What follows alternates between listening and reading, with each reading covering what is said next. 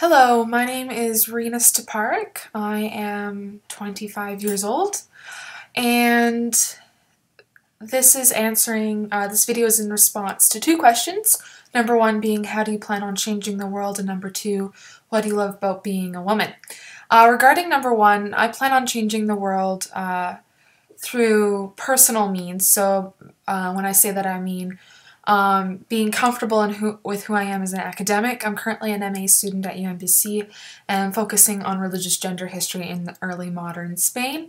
I don't know where that's going to take me, but currently in this place, I plan on changing the world by becoming actively engaged in an academic discourse that has traditionally been associated with men. I think history has long been associated with an old boys' white club, WASPs, and in a lot of ways it's hard to make inroads into that, especially as academia in Canada becomes oversaturated by PhDs. So I don't know if I'll necessarily follow a traditional path regarding that, but I plan on changing the world by changing the world around me and creating a place for myself to be comfortable as myself and as a woman in society. I also plan on changing the world through discussions with other people.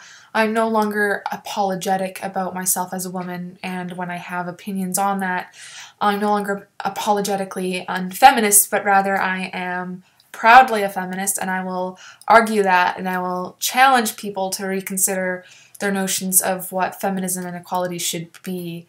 Yeah, I don't know. I really like that I feel like things have been opened up, and I don't know how to explain it. It's just I'm no longer afraid to state my opinion with my family, who are extremely conservative. I live in northern Canada. They work in Alberta in the oil sands, and it's interesting, I'm the only academic in my family, so I feel like I've diverged a lot.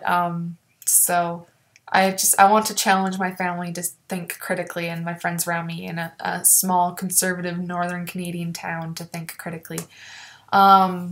Secondly, what do I love about being a woman? This is a funny question, actually, just given the reading I'm doing this week for my gender theory class. I'm reading Gender Trouble by Judith Butler.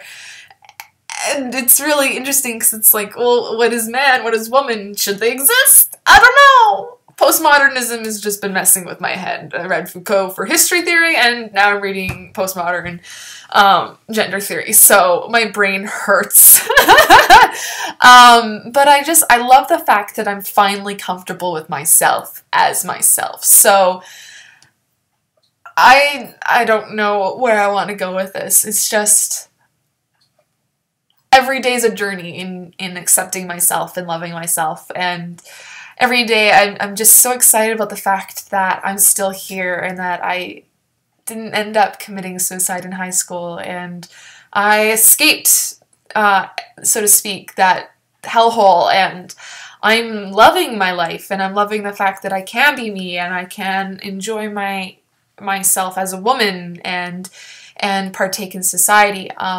I love that I can be femme if I want, and I don't necessarily have to apologize for that, and that's problematic, and I don't know if I want to go into that discussion.